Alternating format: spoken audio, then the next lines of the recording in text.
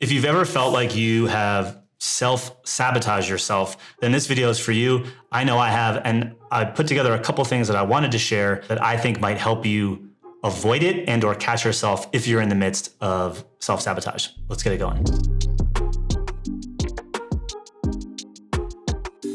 What's going on, guys? So this is a little bit different topic today. I was just speaking with a buddy of mine. We are launching a podcast called Becoming CEO, and it's behind the scenes conversations that we have about the things that we're going through as we're trying to step up as the leader and CEO of our businesses and build our team around us and go from 1 million up to 5 and 10 million respectively. And so one of the things that came up in our conversation the other day was self-sabotage. And one of my former mentors, Dan Martell, called them entrepreneurial hand grenades. And early on in your business, when it's just you, it's really easy to change direction at the drop of a dime because you're doing most of the things. So you making those harsh decisions really only impacts you. But as your team grows, what I've found is that the more you act in that way, you are actually the reason why things start to blow up in your business, thus, in many ways, self-sabotaging. For me, what I've noticed is that as you move up the income ladder and your business is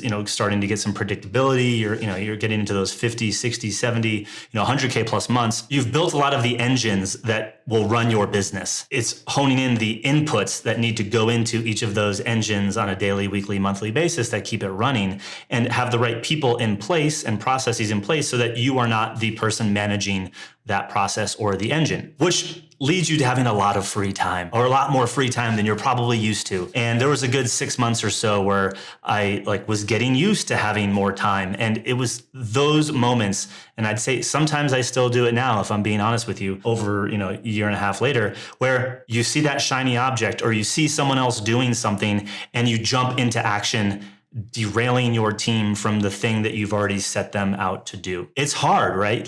We're entrepreneurs. We're built to solve problems. When you mature in your business and things start picking up and you have team helping you, it actually becomes immature to change direction at the drop of a dime. And often, as Layla Hormozi has shared before, most of the problems we have are self-inflicted. We didn't give something enough time to play out. Thus, we jumped into action and actually created a problem where a problem didn't exist before, and or we maybe didn't even have enough time to see or let something play out long enough to understand if there was a problem at all. Meaning you're probably solving problems that don't even exist yet, thus creating problems and friction and operational drag and lack of trust from your team. So if you can tell, I've been there, maybe you have too. And I just want to share a couple things that have served me well, some of which might seem counterintuitive. First, I'll say is the more woo-woo response, which is I remind myself that I am not my thinking. So if I'm catching myself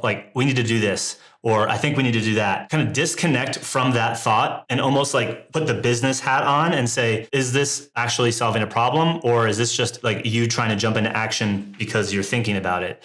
And that question often slows me down to catch myself. So that's one way. That's the woo-woo, mindset, self-awareness answer. Often these shiny objects or these changes or these things that I need to do to make my business better, I'm seeing from somebody else because I'm scrolling through Twitter or Instagram or whatever. I get targeted by an ad from someone. So one thing that I've done is unfollow any person, sometimes even a mentor, that has me feeling like I'm not doing enough or I'm less than, or some sort of negative thought that is actually leading to the self-sabotage. This is going to be hard for some people. It was hard for me. And I've gone through waves. Sometimes I feel like I'm a little bit more susceptible to messaging. I'm just, like most consumers, right? That's how we buy things. If I'm sensing that I'm getting triggered or feeling not good about myself or negative, or that I need to be doing more or something different because what we have isn't good enough, I will go through phases where if that's really impacting me, I'll unfollow those people because that's actually the healthiest thing I can do for myself. The third thing is I try to surround myself with people that I look up to that I think handle these sorts of things well. My friend Ahmed, who I'm doing this podcast with, he doesn't really follow a lot of social media. Like, he has a lot more discipline than I do in that regard. So like, I actually look up to him to see like, how does he do those things? Like having conversations with people that aren't as influenced by some of that stuff or have other practices that allow them to steer clear of some of these situations.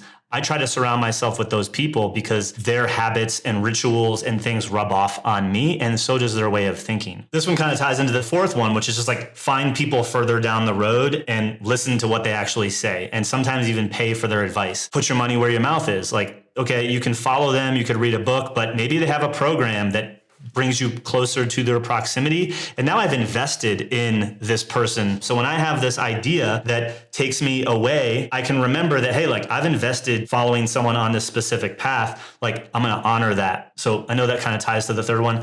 And the last one, probably my favorite, don't work. When I'm at my computer just perusing, I will be introduced with ideas that I can then share with the team. So I need to force myself to step away from work. I'm a huge mountain biker. It's difficult to be on my phone consuming content coming, trying to distract my team when my hands are occupied on the handlebars trying not to die. So what's your hobby? Instead of launching a new project that you don't need to launch, instead of creating a new product or a new offer that you probably don't need to create, go get a hobby. Go schedule an activity that isn't work. Release some of those ideas and that energy. You'll still come back to your business really fresh and energized, and you will have not been by the computer, and or if you were going to say something to your team that could have derailed them, you'll have had enough time to think about it and process it. And if you're lucky, probably forget it because you were out doing something that you loved, because you have a hobby and you don't keep making your business more complex.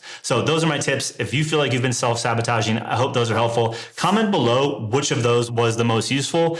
Let me know. Do you feel like you struggle with self-sabotage? Maybe I'm the only one. I have no idea, but let me know if you've dealt with this before, and or if you have any tips for how you deal with self-sabotage. I'd love to see what everyone else is doing, and appreciate you guys. If you're looking for the next video, you can check out this one or this one, and we'll talk soon.